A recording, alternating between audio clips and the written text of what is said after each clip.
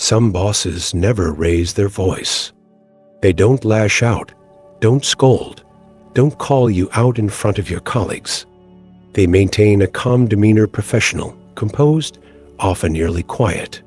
In meetings, they rarely speak unless necessary. They seem to prefer observation over engagement, distance over dialogue.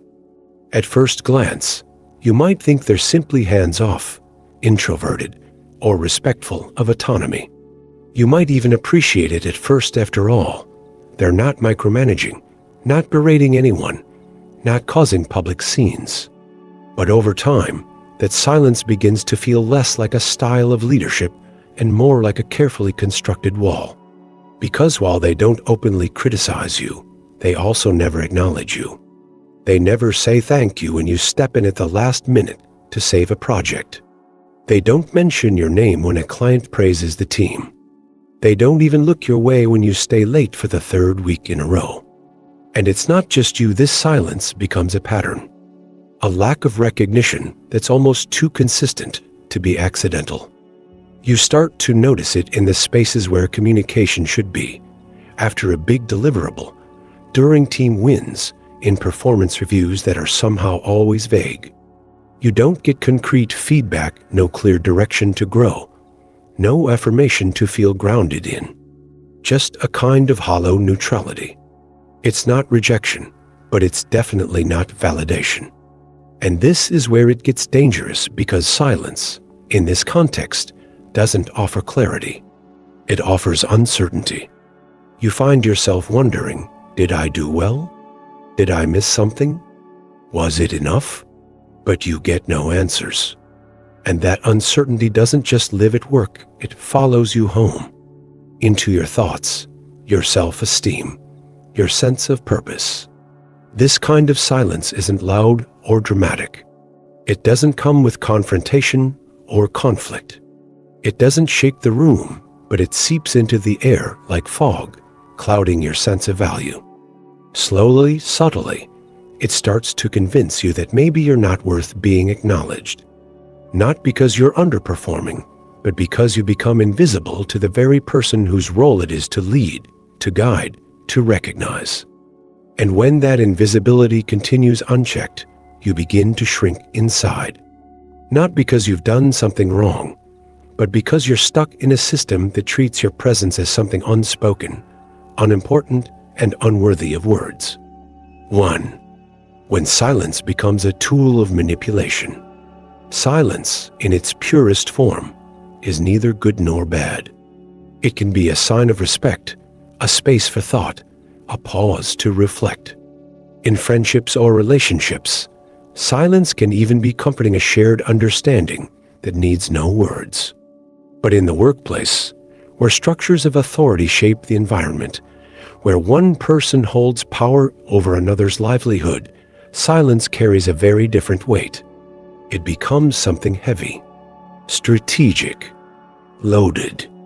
And when it comes from a boss, someone whose approval or disapproval can determine your path, silence stops being neutral. It starts to speak volumes. You give your best. You put in long hours, take on extra projects, fix mistakes you didn't make, and pick up the slack when others fall short. You're not doing it for praise, you just want to be seen. A small nod, a passing, good job, a private message saying, I noticed what you did, thank you, but none of that comes. Instead, your work is met with a kind of quiet that feels less like absence and more like intentional withholding. And over time, that absence starts echoing in your mind. You begin to question yourself not once, but repeatedly. Am I doing enough? Did I mess something up and no one told me? Is my work even valuable? You don't want to seem needy, so you stay quiet. You don't ask for validation outright, because that feels weak. So instead, you double down. You show up earlier. You leave later. You say yes to things you don't have time for. You sacrifice your weekends, your energy, your peace, hoping that maybe, this time, your effort will be undeniable. Maybe This time, your worth will be seen. But it isn't. And that's when the realization hits. This silence isn't just passivity. It's not that they forgot to say something, it's that they chose not to. Their silence is not an accident. It's deliberate, controlled, measured. And in that quiet, they hold power. Because as long as you're unsure of where you stand, you'll keep working to prove yourself. As long as you're hungry for recognition, you'll accept more and ask for less. They don't need to criticize or raise their voice. They've already got you running faster, pushing harder, trying more without ever having to say a word. That is the power of silence when used not as space, but as strategy. It's not just a lack of noise. It's a form of manipulation. A way to keep people striving without reward, loyal without reassurance, exhausted, but still eager for crumbs of validation. 2. No criticism so you hope. No praise so you don't ask. The real danger of silence doesn't come from what it says, it comes from everything it refuses to say. It's not just the absence of words. It's the absence of clarity, of direction, of emotional grounding. In a workplace, especially one where power dynamics are already in play, that silence becomes more than uncomfortable, it becomes destabilizing. Because in the absence of communication, your mind doesn't stay still. It fills in the blanks. It tries to make sense of the void. And more often than not, those interpretations skew negative. If your boss had offered constructive criticism, no matter how difficult it might have been to hear, at least you'd have a target, something tangible to fix, improve, or evolve. You'd know what was expected, where the gap was, and how to close it. If they had praised you, you'd gain a sense of alignment, a signal that your efforts are being seen and valued. You'd walk a little taller, feel a little more secure, and believe that your presence matters.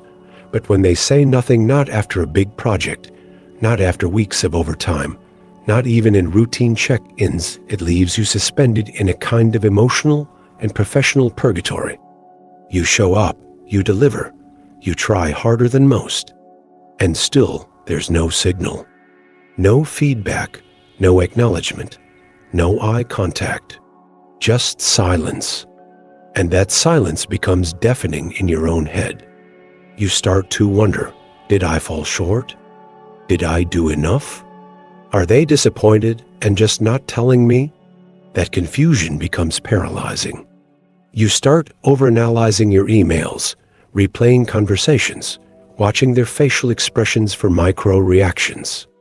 You hold back from asking for a raise because you have no idea if your performance warrants one.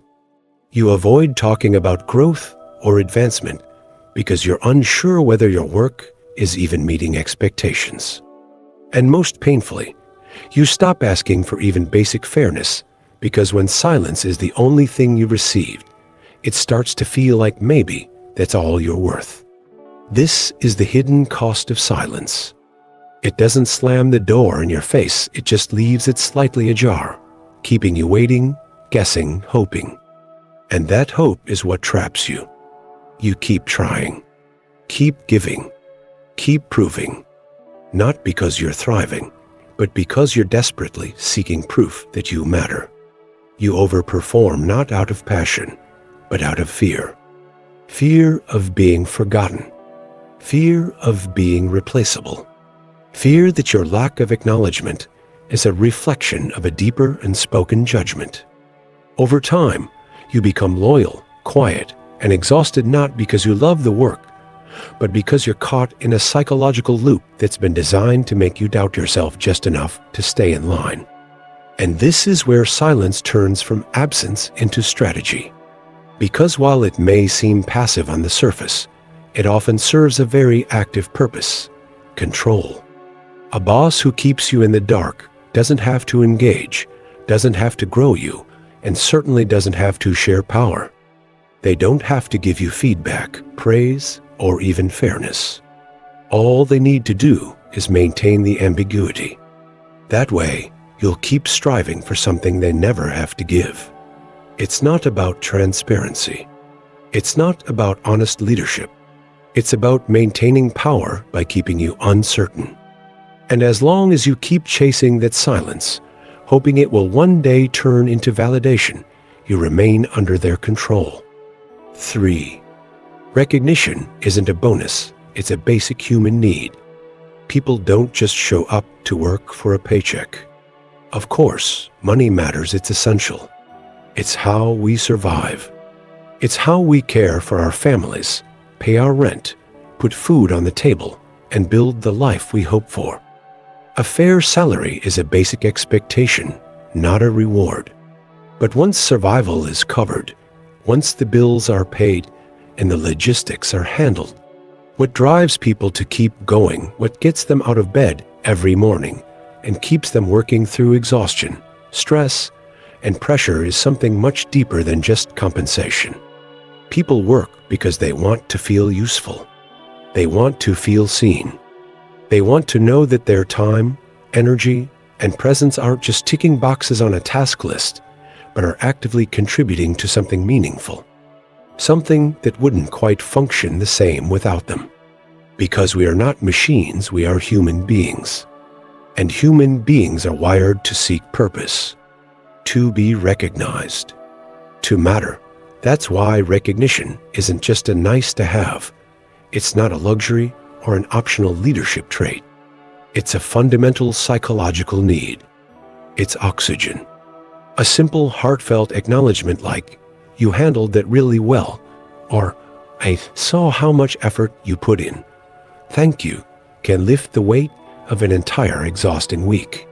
It can turn a moment of self-doubt into one of quiet pride. It can make someone feel human again in a place that too often treats them like they're invisible.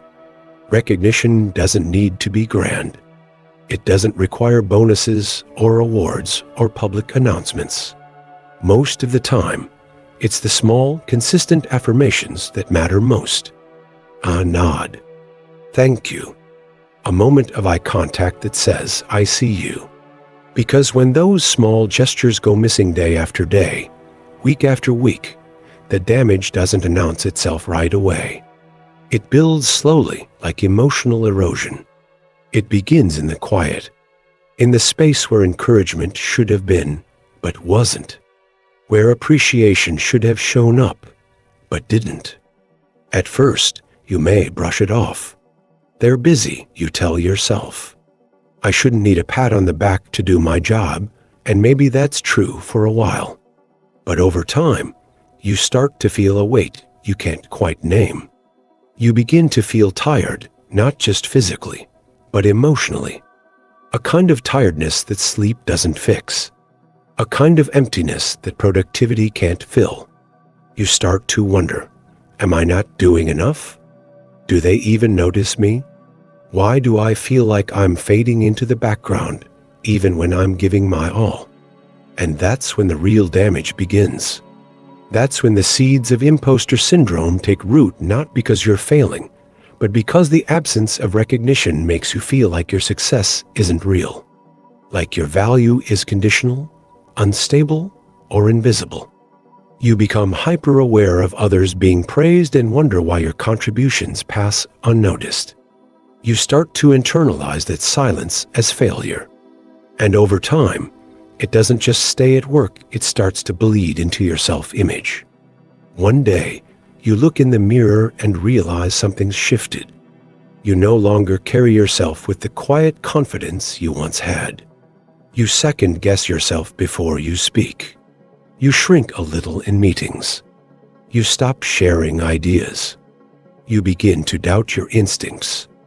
Not because your talent is gone, not because your work has declined, but because someone in a position of power chose again and again not to recognize your presence, not to speak your name, not to say, even once, what you're doing matters.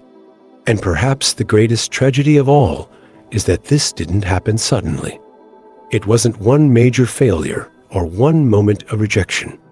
It was gradual.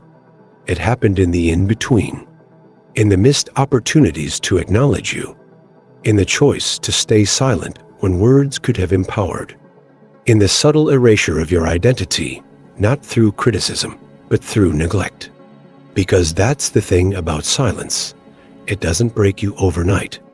It wears you down slowly, quietly.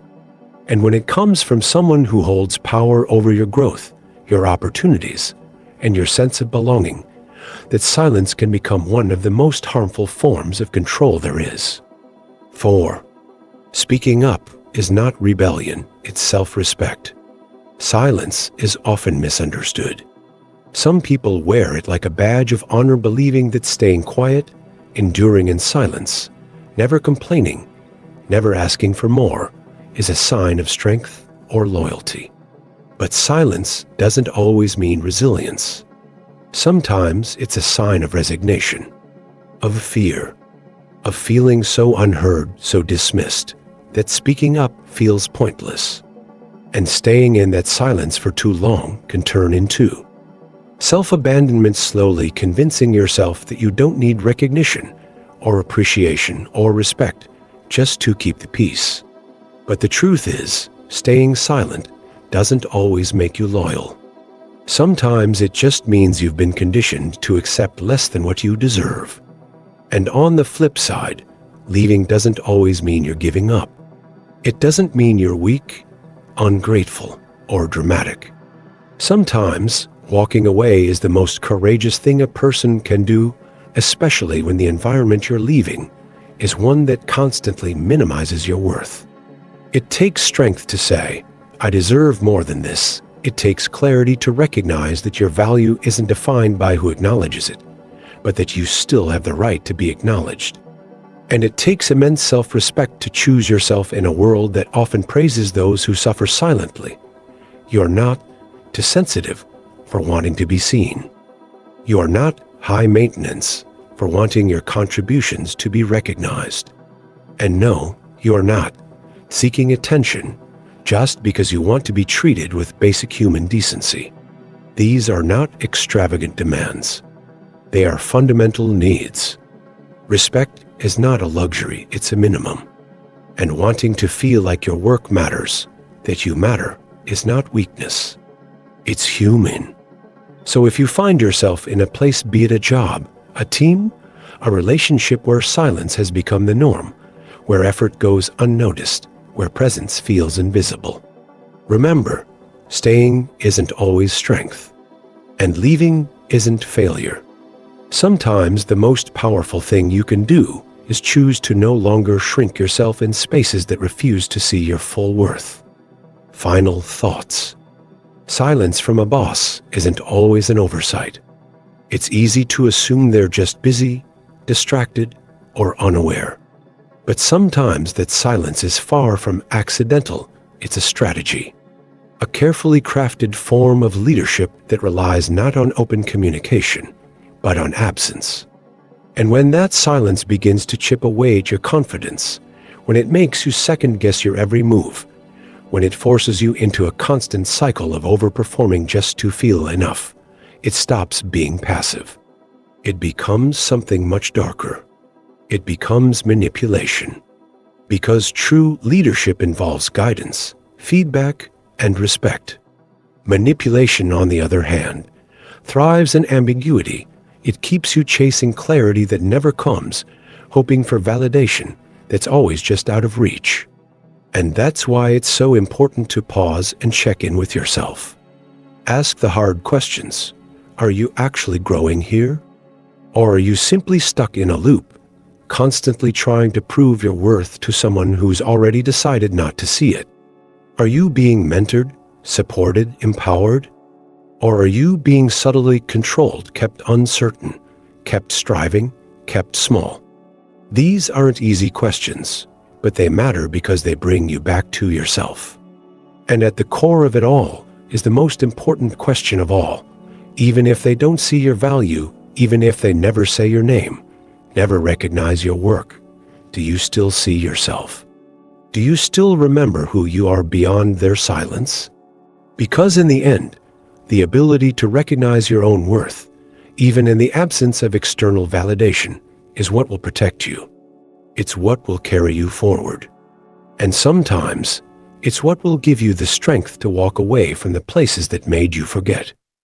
Thank you for watching. Don't forget to like, share, and subscribe.